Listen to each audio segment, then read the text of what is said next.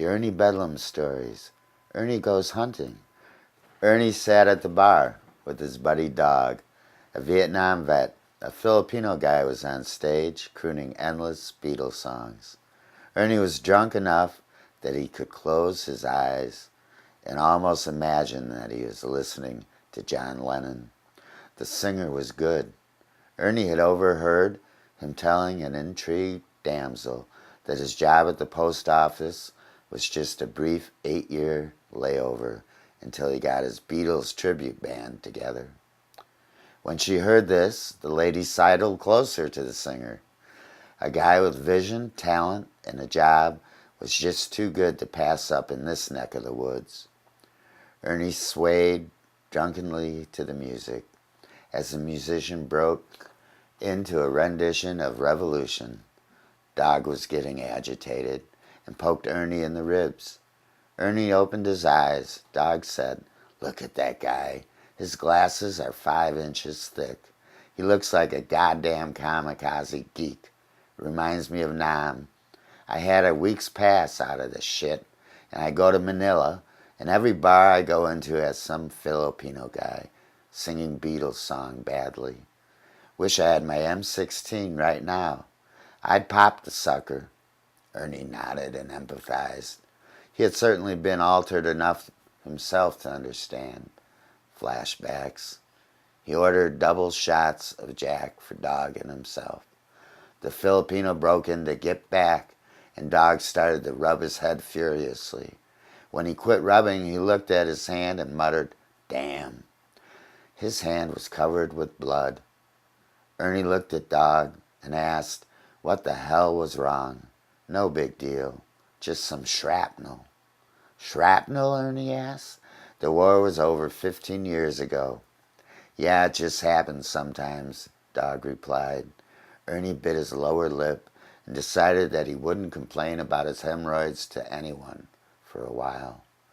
"Dog," Ernie says, "we need a road trip. Let's visit my sister, Babs, in the Ozarks, down Deliverance way. It's beautiful, and Ozark women are crazy. Besides, a case of red, white, and blue is under $5. Dog said, "That's American. Let's go." They decided that Dog's car was better equipped for the 10-hour trek than Ernie's Rambler, and took off.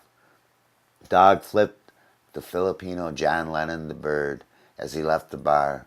They arrived at Bab's house at 9 the next morning with 3 cases of red, white, and blue in hand.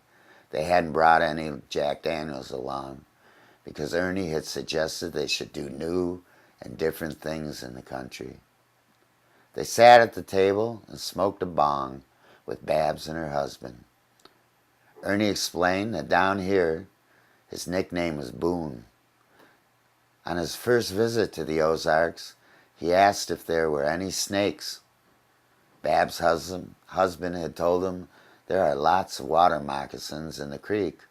Ernie hadn't left the front porch for 5 days.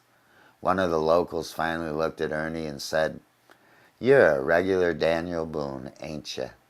The name had stuck.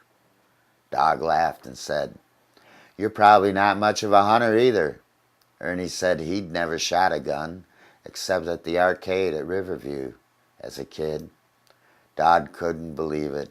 He said, "Let's go hunting." Bab's husband said that no one much paid attention to hunting seasons down here and lent him his .22 rifle. Dog and Ernie took off into the woods. Dog confidently strode over the fallen branches and rocks. Ernie followed behind, looking for snakes at every step. Dog spied a squirrel, perched in a tree, and handed the rifle to Ernie. "There you go, Boone," he laughed. "Shoot it." No one had ever taught Ernie about gun sights. His dad had left home when he was 7, and Ma Bedlam had only hunted coupons and good martinis. He nervously pointed the gun at the squirrel. He fired 3 shots, and the squirrel didn't even budge. Dog got pissed off, grabbed the rifle out of Ernie's hand, and fired. The squirrel fell halfway down the tree, scurried upwards a bit, and then fell to the ground. It lay twitching at Ernie's feet. Ernie said, "Man, dog, it's not dead yet." Angrily, Dog handed the gun to Ernie and said, "Well, you put it out of its damn misery." Then Ernie pointed the rifle at the squirrel from a distance of about 3 feet. He pulled the trigger and blew the poor thing's foot off. In disgust, Dog finished the job. Ernie had enough. He wanted to go back to the city. They headed north with Dog driving. Ernie sat in the passenger seat and realized why his number had been 365 in the very last draft lottery that was ever held. A case of red, white, and blue was still in the back seat.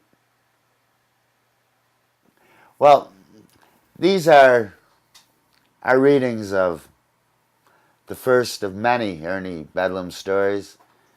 We encourage the reader to laugh. We encourage the reader to be amused. We encourage readers to stay away from bridges. We don't want anyone to jump. Ernie didn't want to jump. Thank you for listening. Oh, Ernie doesn't like to work. I don't like to work. Any contributions that you'd like to send will not make me unhappy. But more importantly, it won't make my wife unhappy. I like it when my wife's not unhappy. She likes me better. She cooks better. She cleans better when I have money in my wallet. I think that's a little bit universal. But then again, I think Ernie's a little bit universal. Keep reading. Keep reading. Always keep reading. Thank you.